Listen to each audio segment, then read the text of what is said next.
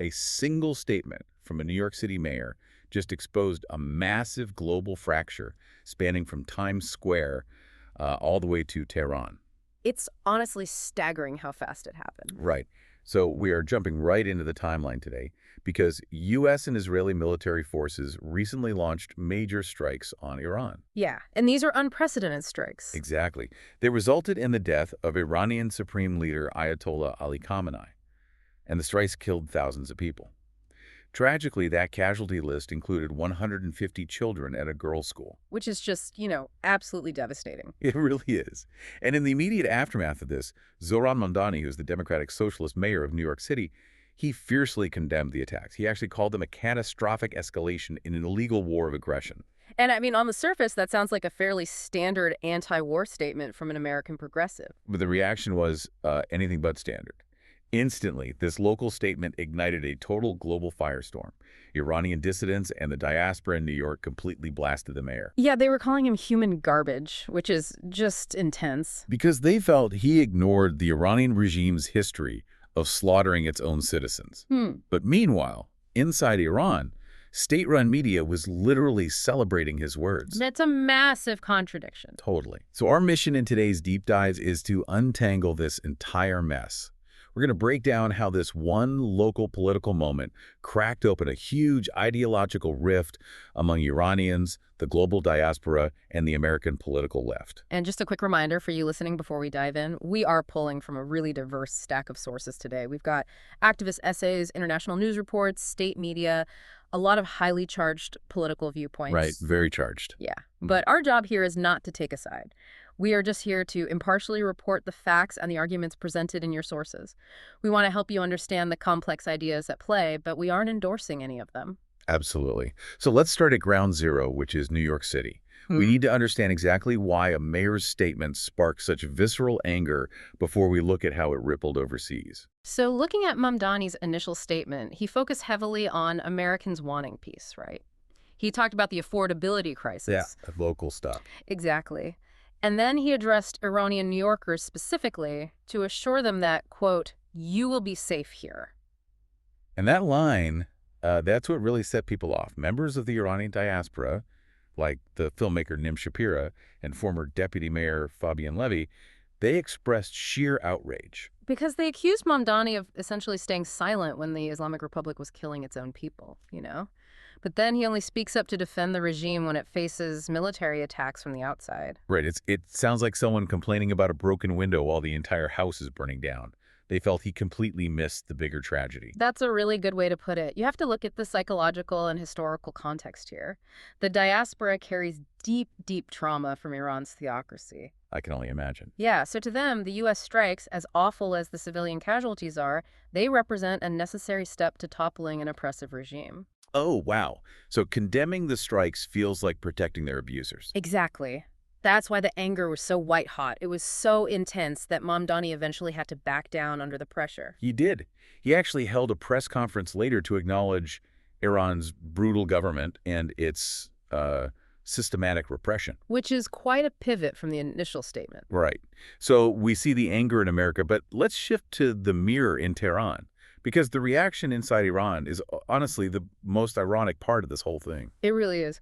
While Iranian Americans were just raging against Mamdani, the Iranian government was cheering for him. Okay, let's unpack this because the reaction in Iran was split into two completely opposed groups, right? Yeah. First, you have the hardliners. These are the Islamic Revolutionary Guard Corps affiliates, the IRGC, and the state media. They basically celebrated Mamdani's election and his statements. They called it a structural earthquake. Well, and a humiliating defeat for Trump. Exactly. They weaponized his anti-capitalist and pro-Palestinian stances to claim that the American governance model is collapsing. So they use him as propaganda. Totally. But then on the flip side, you have the reformists. Pro-reform commentators like Sadek Sibakalam viewed Mamdani's rise completely differently. Right. The sources say they called it an educational class in democracy. Yeah. They praised the American pluralism and secularism that actually allows a Muslim politician to win an election and then freely oppose the U.S. president. Without being thrown in jail. Exactly. And what's fascinating here is how foreign events are constantly twisted to serve domestic agendas. I mean, Mamdani became a symbolic battleground. So the hardliners use him to justify their anti-Western worldview, and the reformists use him to demand democratic accountability from their own government. How can two completely opposed groups look at the exact same mayor and declare victory? Because they aren't really looking at him. They're looking at what they want his existence to mean for their own domestic politics. That is wild. And this ideological civil war isn't just happening in the Middle East. It is completely tearing apart the American political left right now. It is a massive schism. And the split is really over how to view the Iranian regime. Yeah, the sources outline two main factions. First, there's the campist faction. This includes groups like the Workers' World Party, PSL, and Answer. And their logic operates on this axis of resistance idea. It's basically the enemy of my enemy is my friend. Right. Because Iran fights the U.S. and Israel, these groups view Iran as this anti-imperialist nation that deserves support. Which brings us to the second group, the consistent anti-imperialist faction, groups like the Democratic Socialists of America, the DSA. And the DSA is huge, right? They have like 100,000 members. Yeah, they're a massive organizing force. And writers in this camp, like Dan Labatz, argue that supporting Iran is a complete moral failure. Labatz says the DSA should actually lead the anti-war movement to prevent it from being hijacked by pro-regime groups. Exactly, because he warns that marching under the Islamic Republic's flag completely alienates the American public. I mean, it is deeply ironic. So we have progressive activists defending a theocratic dictatorship just because it opposes the West. That is the core problem with campism. It reduces global politics to this super crude binary. And writer Puri Rahimi, in your sources, points out that this creates something called benevolent racism. Benevolent racism. Wait, what does she mean by that? Well, it's when Western leftists basically suspend their critiques of oppression simply because the oppressor uses anti-Western symbolism. Oh, wow. Yeah, so they demand human rights and democracy at home, but when they look at Iran, they lower the bar. It's a soft bigotry. They excuse horrific things just because the regime is anti-American. That's incredibly dark. And to really understand why progressive Iranians vehemently reject that campus logic from the Western left, we need to look at the theocratic reality on the ground. We really do. The regime's internal actions are often described in the sources as necropolitics. Necropolitics, like the politics of death. Basically, yeah. It means governing through violence and the administration of death.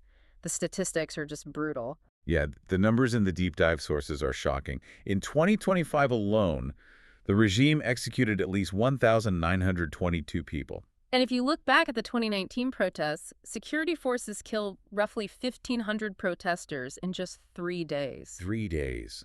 That is a massacre. And it's not just the violence. Despite being one of the wealthiest countries in the world in terms of oil and gas, over 30% of the Iranian population lives below the poverty line. Because the regime pours billions into its nuclear ambitions and proxy warfare, right? Exactly. They are funding militias abroad while their own people starve. Which is why progressive Iranians completely reject conflating the Gaza-Israel conflict with the Iran-Israel conflict. Right, because they view Iran as an imperial theocratic state expanding its own regional hegemony. It's not some underdog resistor. They use something the sources call sacrificial militarism, right? Under wilayat-e-faqih. Yeah, wilayat-e-faqih is the guardianship of the Islamic jurist. It essentially frames military expansion as a divine mandate. Here's where it gets really interesting. Progressive Iranians are trapped in the middle of all this. They absolutely are. They despise their own dictatorial regime, but they also reject foreign invasions and U.S. drone strikes. Right. They don't want to be bombed by the West, but they also don't want to be executed by their own government. It's an impossible position. It is. And if we connect this to the bigger picture, the sources argue that true international solidarity means supporting the Iranian people's organic struggle for self-determination. Against both of those things. Exactly. Against both theocratic oppression and foreign military intervention. Anti-imperialism cannot involve apologizing for a capitalist dictatorship that executes its own citizens. It just can't. You can't just slap a progressive label on a dictatorship and call it a day. You really can't. So, to summarize the journey we've been on today, how a single statement from a New York mayor highlighted the deep pain of the Iranian diaspora. Yeah. It fueled propaganda inside Tehran, it exposed the deep flaws of campism on the global left, and it revealed the desperate two-front struggle of the Iranian people. It's a lot from one local press release. It really is. So what does this all mean for you, the listener? It means that in our hyper-connected world, local politics are never just local anymore. Never. When you read the news, you really have to look past the surface-level slogans. Yeah. You have to ask who is actually benefiting from the narrative being pushed. And I think there is a really provocative final thought to mull over here, building on all these sources. Oh, what's that? Well, if local city leaders and, mayoral elections can now spark international diplomatic crises and expose global ideological rifts, how will future local politicians even handle their jobs? That's a great point. Like, will running for a city council or a mayor's office soon require candidates to have a comprehensive, globally vetted foreign policy platform just to fix the potholes? Honestly, it seems like we might already be there.